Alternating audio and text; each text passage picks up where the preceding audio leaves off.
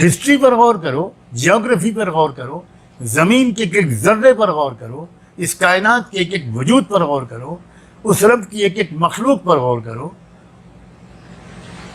تم غور کرتے چلے جاؤ گے اور تم پر حقائق منکشف ہوتے چلے جائیں گے، کھلتے چلے جائیں گے. تم نکلو گے اس پستے سے. جب تم غور کرو گے تو تم کو یہ بھی سمجھ میں آئے گا کہ یہ جو مختلف قسم کے دیوی دیوتاؤں میں ہمارے کروڑوں بھائی اور بہن لگے ہوئے ہیں، میرے بھائی ہیں، وہ میری بہنیں ہیں، میری بیٹیاں، میرے بیٹے، میرے جگر کے ٹکڑے ہیں. وہ کہاں کس کو خدا مان رہے ہیں؟ وہ کس کو خدا مان رہے ہیں؟ وہ اس کو خدا مان رہے ہیں جس کی وہ خود جنم دن مناتے ہیں، جس کی وہ جنم بھومی پر یقین رکھتے ہیں. تو پھر اس کا مطلب یہ ہوا کہ اس سے پہلے دنیا کو کون چلا رہا تھا؟ خود ان کو کس نے پیدا کیا؟ ان کے ماں باپ کو کس نے پیدا کیا؟ کیا اتنی باتوں کو نہیں سوچ پاتے؟ میں اپنے رب کا شکر ادا کرتا ہوں کسی بڑے بھولنے سے پہلے کہ اس نے ایک ایمان و توحید والے گھرانے میں پیدا کر دیا، ورنہ میں بھی تو انہی بھائیوں میں پڑا ہوتا، انہی گمراہیوں میں پڑا ہوتا. میرا دل چاہتا ہے، ریسورسز میرے پاس نہیں ہیں کہ دنیا کے ہر انسان اور وشیش کر بھارت کے ہر انسان تک میری یہ آواز پہنچے، اور میری گنہگار زبان سے صحیح مگر خدا کی آواز پہنچے اور پھر اس کے دل میں اترے.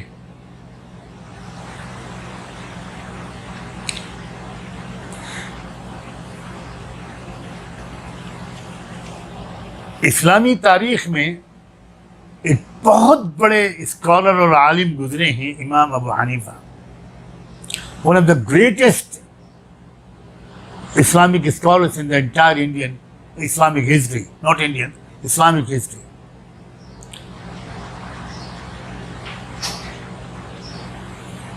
دنیا کے چند ذہین اور سمجھدار ترین لوگوں میں سے. ان کا ایک واقعہ سناؤں، تھوڑا سا آپ کو مسکراہٹ بھی آ جائے اور ایک اہم بات بھی آپ کے سامنے آ جائے. ان کے زمانے میں ایک کوئی اچھیس شخص تھا، اور اچھیس لوگوں کی ایک عجیب بات ہوتی ہے کہ اپنے کو دنیا کے سب سے قابل آدمی ہے، اور ہر وہ آدمی جو خدا اور مذہب پر یقین رکھتا ہے اس کو بیوقوف اور بیکورڈ سمجھتے ہیں. خدا جانے یہ بیماری انہیں کہاں سے لگتی ہے. حالانکہ شاید دنیا کے سب سے بڑے، اب آگے جملہ آپ پورا کر لیجئے، میں جملے کو خود پورا نہیں کروں گا. وہ چیلنج کرتا پھرتا تھا کہ بھائی میں کوئی ثابت کر دے کہ کوئی خدا ہے. میں تو نہیں مانتا. میں مجھ سے ڈیبیٹ کرے ایگزسٹنس آف گاڈ پر. This should be the topic of the debate. اور اس نے کہا کہ میں عام عالموں سے میں ڈیبیٹ نہیں کروں گا، جو سب سے بڑا عالم ہو میں اس سے ڈیبیٹ کروں گا. چنانچہ جو رولر تھا اس نے امام ابو حنیفہ سے درخواست کی کہ آپ ہی سب سے بڑے ہیں، اس لیے اب آپ کو ڈیبیٹ کے لیے تیار ہونا چاہیے. ان کا میں حاضر ہوں. Okay, no problem.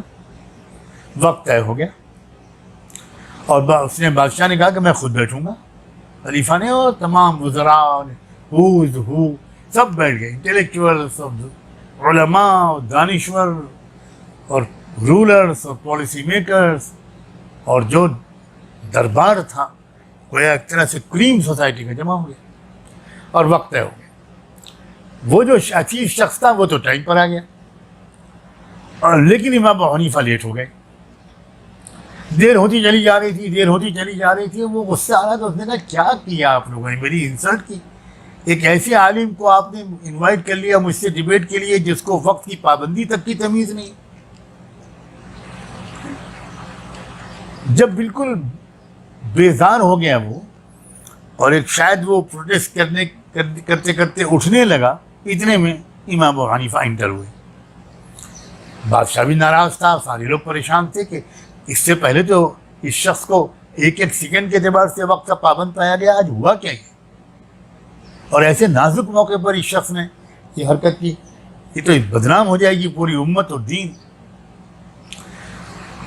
تو امام حنیفہ نے کہا کہ آپ سب کو ناراض ہونے کا حق ہے، خلیفہ وقت کو خطاب کر کے کہا، مگر ذرا میری پہلی بات سن لی جائے، اور آپ ڈیبیٹ کرنے والے جو محترم مہمان ہیں یہ بھی سن لیں، اور اس کے بعد آپ فیصلہ کریں، جو سزا مجھے آپ دینا چاہیں دے دیں۔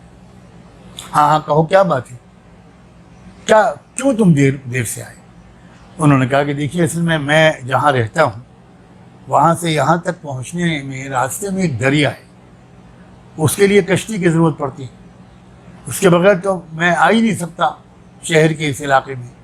تو میں جب پہنچا تو وہاں پر کوئی کشتی موجود نہیں تھی، بہت پریشان ہوا، کھڑا انتظار کرتا رہا، دعا مانگتا رہا۔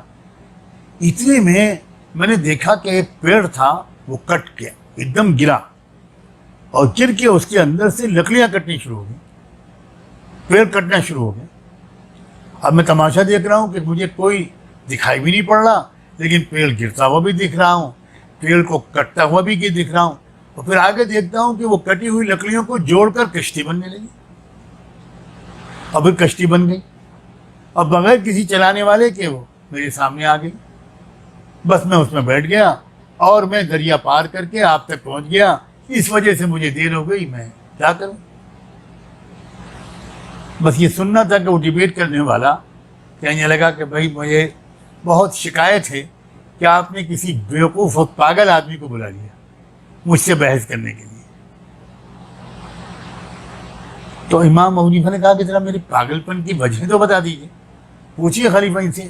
اس نے کہا بتاؤ بھائی کیوں پاگل کیوں؟ آپ بلیو کر سکتے ہیں بادشاہ سلامت صاحب، آپ جو ہیڈ آف دا اسٹیٹ ہیں، آپ کیا مان سکتے ہیں کہ یہ سب کچھ ہوا ہوگا؟ پیڑ اچانک کھڑے کھڑے گر گیا، یہ ممکن ہے؟ پھر خود بخود کٹنے لگا، یہ ممکن ہے یا یہ ہو سکتا ہے؟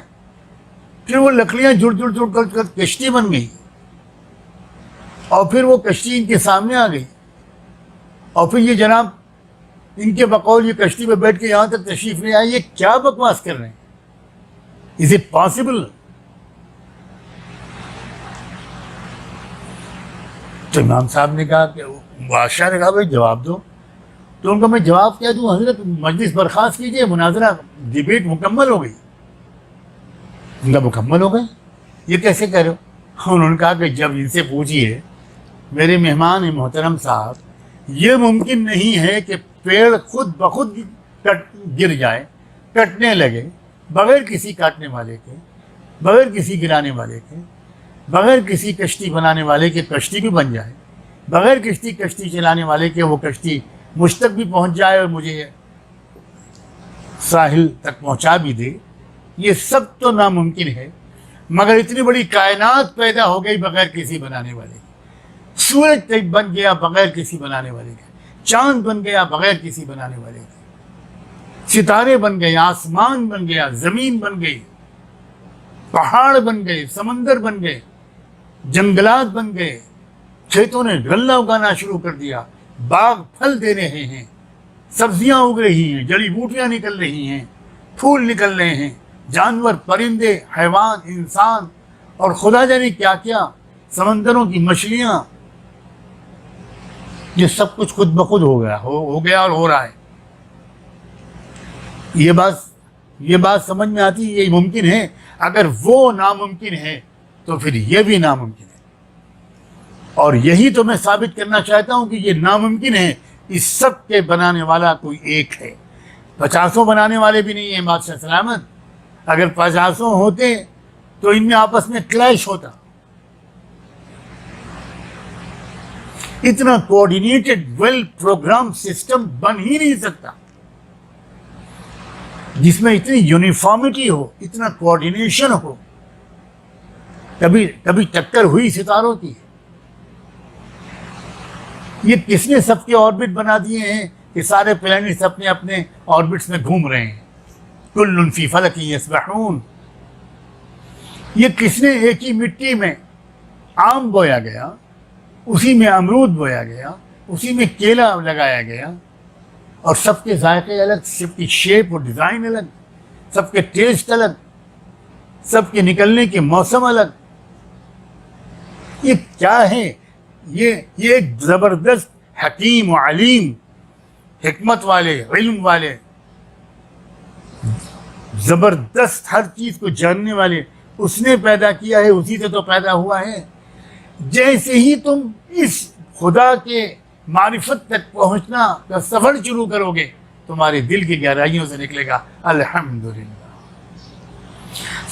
دجال کے فتنے سے بچنے کے لیے پہلا فاؤنڈیشن اسٹون خدا کی پہچان ہے۔ اس جملے کو میں پھر دہراتا ہوں، دجال کے فتنے سے بچنے کے لیے پہلا بنیادی پتھر، بنیاد کا پتھر رب کی معرفت اور اس کی پہچان ہے۔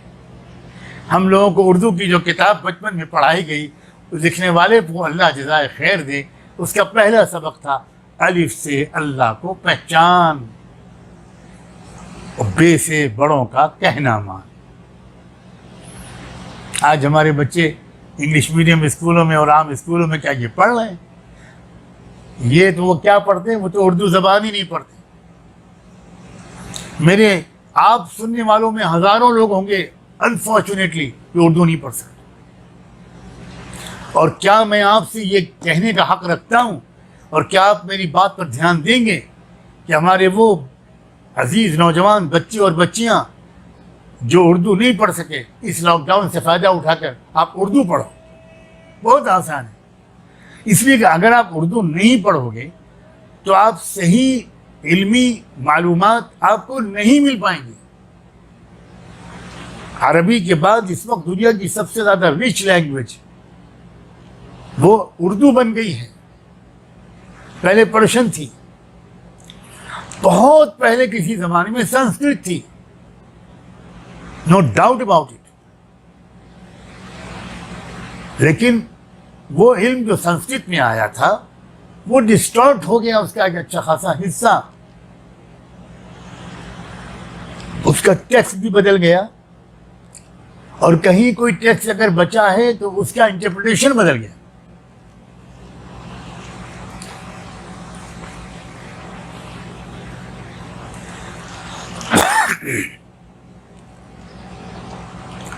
تو الحمدللہ، بس میں آج الحمد کے اس مختصر سی تشریح، یقین مانی یہ مختصر سی تشریح، ورنہ الحمد کی جو فیوز و برکات اللہ کے خزانے سے کسی طالب علم کے دل و دماغ پر اترتے ہیں نا، اگر ان کی تفسیر کو لکھنے بیٹھے تو مجھے یقین ہے کہ آپ بالکل نہیں سمجھ پائیں گے۔ 100 جلدوں میں بھی الحمد کی تشریح نہیں لکھی جا سکتی، اور وہ ہر جلد 1000 یا 2000 پیجز کی ہو تب بھی نہیں لکھی۔ کیوں؟ الحمد کی تشریح میں ہم کو جیولوجی کا جائزہ لینا پڑے گا، پوری جیولوجی کو کھنگال کر زمین اور زمین کے نیچے جو کچھ ہے اس کی تفصیلات بیان کرنی پڑے گی۔